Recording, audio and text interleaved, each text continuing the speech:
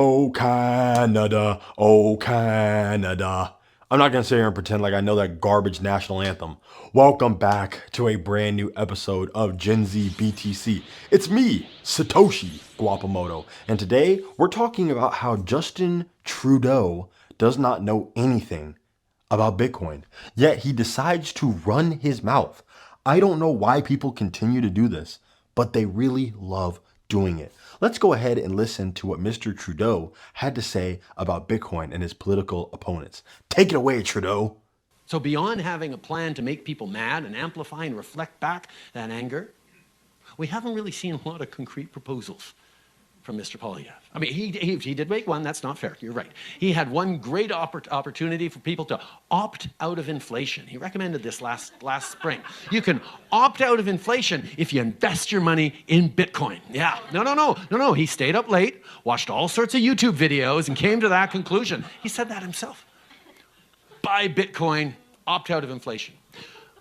Well, any Canadian who actually listened to, maybe that's why those guys with the flags are so mad at me. Any Canadian who listened to him would have lost more than half their life savings since last March. That's not responsible leadership. If Canadians had actually not listened to Mr. Trudeau, they would have beat inflation by more than 100%. You see, I'm a politician. Look how calmly I said that and put my hand in my pocket like a smug moron. That kid is the leader of a country. How did he get in that position?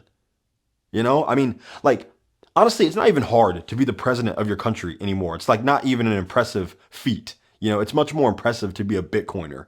Okay? If your greatest feat is coming to me telling me, hey, I'm the president of my country. Okay, do you own any Bitcoin? Well, no, it's a scam. Okay, you're a moron and I am unimpressed by you. Get away from me now. You're dismissed. You know what I mean? You can ask me for money later in the future, you know what I'm saying? But don't expect to get anything from me, Mr. President. And I get it. He's not the president. He's the prime minister. Same thing. No one cares. Okay, he's a dork. And he doesn't know what's going on. And the reason why that kid dislikes Bitcoin so much is because he cannot control it. Bitcoin controls him. Bitcoin controls his country. His country does not control Bitcoin. Okay? Let's go over a couple things. The Canadian trucker protest, all right? This happened way back in the day, all right? The 2020s, the early 2020s, all right? And essentially, the truckers didn't want to shoot up. You know what I'm saying? They were anti-shoot up.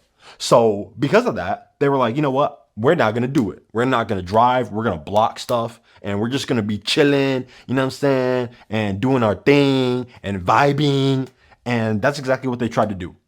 Now, the problem with chilling and doing your own thing and vibing is you don't really make money by doing that, right? So you need to try to sustain yourself. You have to try to prolong the protest. You have to try to prolong the strike. And in order to do that, you need capital.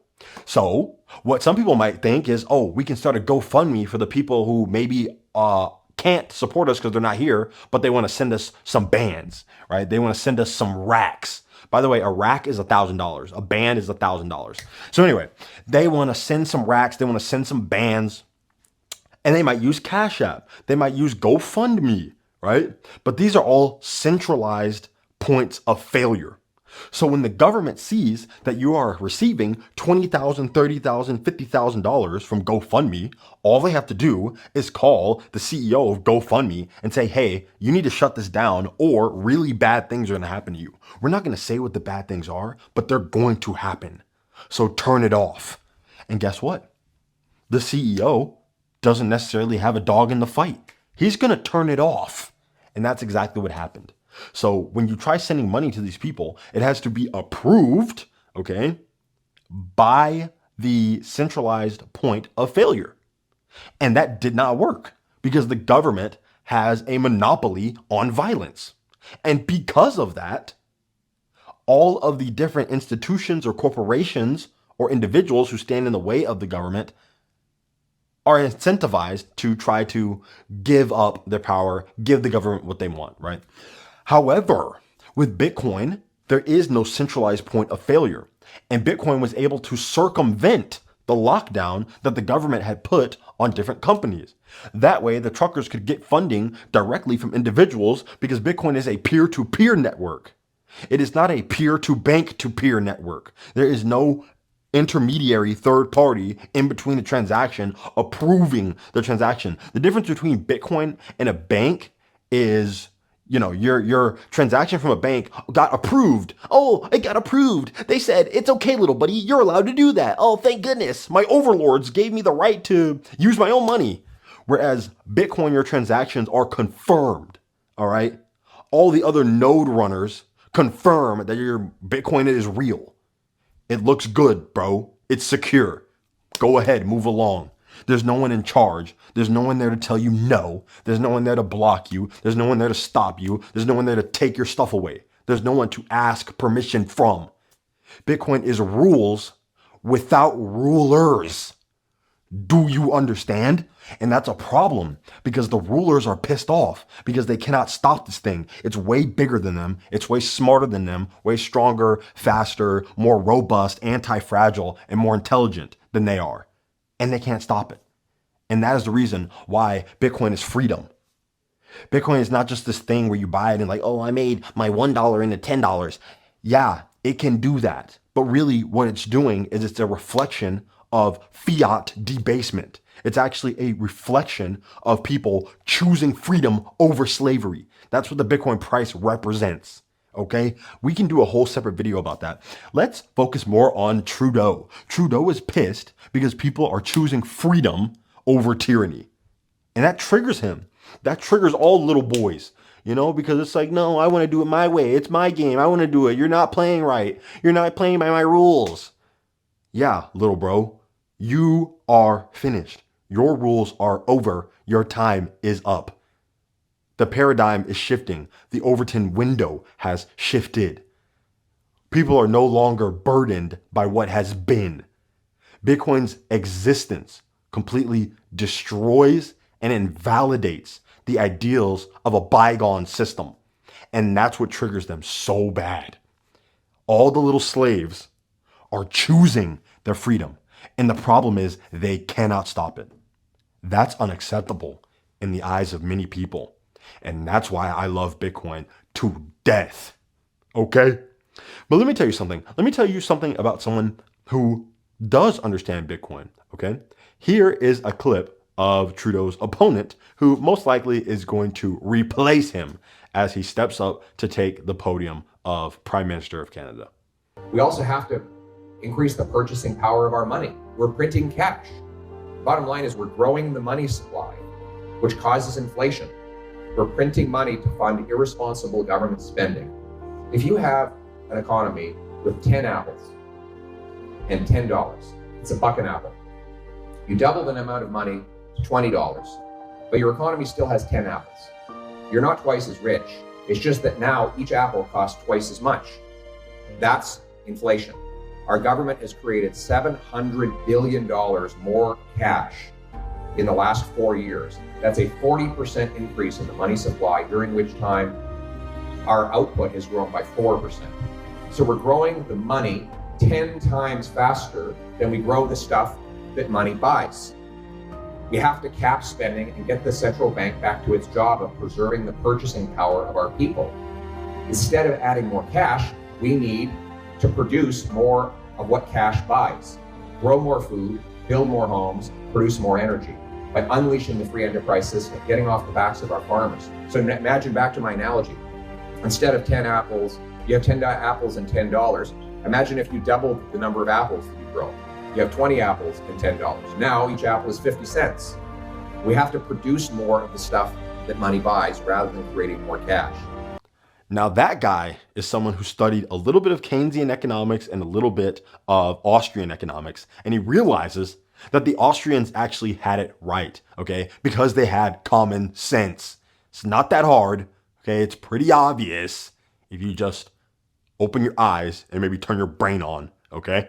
So we need to be producing more stuff that is actually of value, more consumable goods, more energy, and not more fake money, not more paper dollars. We should probably stop doing that. And even the central bankers who are doing this, they understand that, yeah, we should probably stop doing this. But why would we do that? Because we're the ones doing the money. We're the ones printing it. Okay? We are the quintillionaires. We don't actually care about normies and brokies and wages. All right? As long as we get our cut, we're good. Yeah. Are we doing something immoral? Of course. But we're going to hide behind the guise of, well, you need the monetary supply to expand in order to expand the economy. It's pathetic. Also, to go back to that one kid, what is his name? Trudeau. This moron is talking about, oh, he watched YouTube videos in order to get educated about something. That's what I'm talking about. Like, that guy looks young, but clearly he has a retard grandparent mindset that stops him from realizing, yeah, you can actually learn anything on the internet. Like, you live in the information age, little bro. Does he not know this? Is he not aware of this? Clearly, he should have watched some Gen Z BTC. You know what I'm saying? He probably could have been in the loop. He could have been informed. You know, he could have shared the video. He could have liked the video. He could have dropped a comment. He could have subscribed to the channel. You know what I'm saying? But unfortunately, I wasn't making enough videos back in 2023. So he didn't have the education required. But thankfully, I'm putting out all this great info online, and now anybody can get educated about the future of finance for free, by the way. Okay, I'm not out here selling courses. I'm not doing all this extra stuff. You know, I might make a channel membership. It's like $1. People could join it just if they want to kind of show some support and get some cool little emojis and icons. All right, I want to do that for the people. Let me know what you guys think about that. All right, because I do have that in the works, and it's just sad, man. It's just so sad how people can't see the obvious. But one day they will look back and they'll probably try to blame me. They'll try to blame me and be like, well, why didn't you tell me? Why didn't you tell me? Well, why didn't you like and subscribe to my channel? Why didn't you do that? You know? So, I don't know. So make sure you share this video with someone so that way they have nothing to complain about once everything is completely different in like 5 years. Okay? And just show them how obvious it all was. It was right in front of them, but they just couldn't see it for some reason. The future is headed towards Bitcoin. All the Bitcoin leaders, all the Bitcoin politicians, all the Bitcoin individuals, we are the ones who keep winning. It's kind of obvious, and all the people who keep losing eventually are going to get triggered. They're going to want to stop losing, and they're going to come over to the Bitcoin side.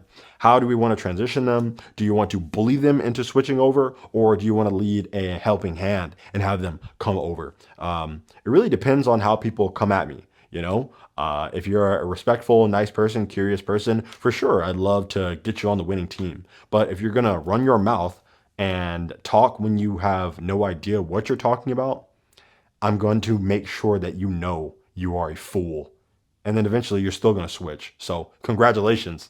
That's how I feel. If you enjoyed this video, make sure you like, comment, and subscribe. Let me know what you guys think about Trudeau. Is this guy a genius? Are you sad that he's stepping down, or are you a happy camper? Let me know in the comments, man. If you're Canadian, let me know how you feel about all this, okay? I'll see you guys in the next video. Stack sats or die trying.